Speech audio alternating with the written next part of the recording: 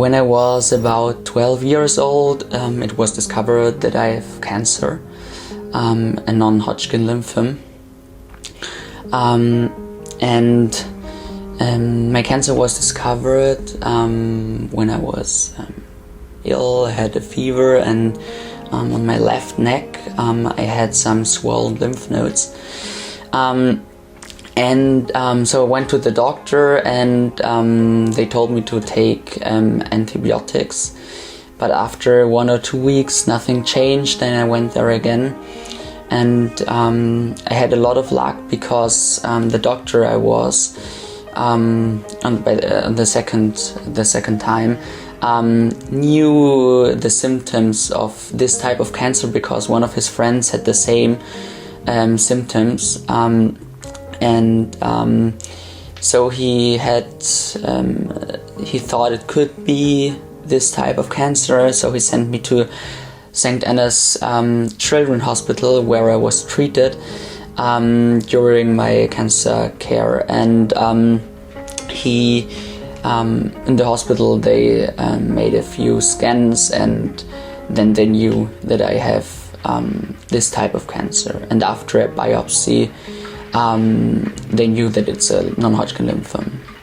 I got introduced in a lot of risk factors, probably not in all, because I was about 12 years old, and a 12 years old boy probably don't want to hear all the risk factors, but it was important to me to know what would come up to me in the next weeks, months, years, whatever. So I knew that there would be the next time would be tough and with side effects of chemotherapy and so on. The impact on my life was enormous. I had really I couldn't go to school anymore. I could just meet very few friends of mine, and not all the time. I couldn't go outside without wearing a mask. I couldn't, go to shops. I couldn't eat everything, and so on. So my life changed rapidly, just from one day to another, from a normal 12-year-old boy's life to chaos, changing between hospital and home. Actually, the doctors told me a lot about the diagnosis, about the type of cancer, about the following steps. I think they were really transparent and gave me clear information. Probably not everything they told my parents, because my parents knew probably even more than me, but also I got a lot of details about diagnosis and so on.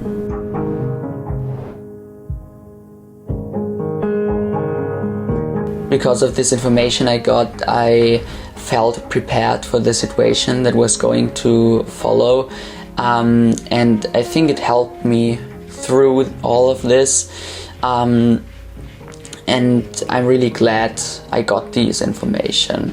Probably someone else would not want all this information, all the information about everything of about all the details, but I'm a person who wants to know what's going to happen and wants to know what the side effects are and so on. So I'm really glad I got the information. As an example, I have 3 cats, and I love all of them really, really much. And normally cats are a really big, have a lot of viruses and bacteria on them and so on. So it's difficult for patients who have cancer to cuddle a lot with them and so on. But because of the psychological effect, the senior doctor told me that it's okay when I still cuddle them and play with them, and I think that's a good example that I was an active partner as well and could change small things, but I could change things that would help me. Actually, my current condition is really, really good. I live a completely normal life. I do a lot of sports again. I have a lot of friends. I'm good at school and everything that comes along with a normal life. There are 1 or 2 post effects, but not that bad. I have a kind of a bone damage in my left ankle, but with physiotherapy and with a lot of physiotherapy, it's not a problem anymore.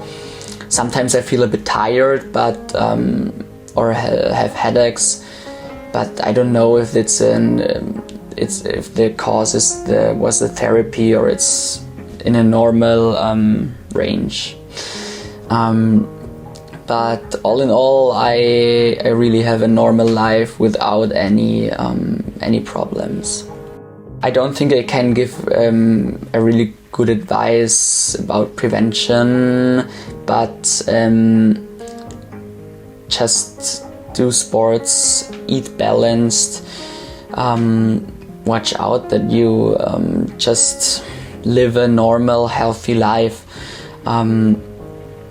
I don't think that I can give advice to special prevention about my type of cancer. It's just stay healthy in general.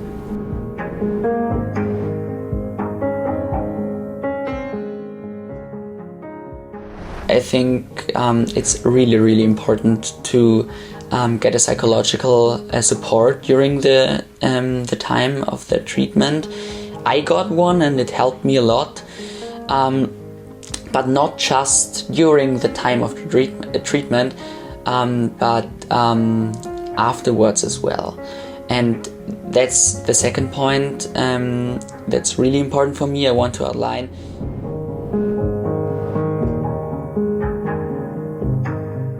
In my case, the whole situation during the treatment was managed really, really good. I would say perfectly. But then in the aftercare, it was not that good anymore. It was something like, now you don't have cancer anymore after these 2 years of chemo. You're healthy and good luck, bye. And that was a bit tough. I think when you get a bit more support in the aftercare as well, like a psychological support, it's not easy to find in your normal life. So focus on the aftercare as well.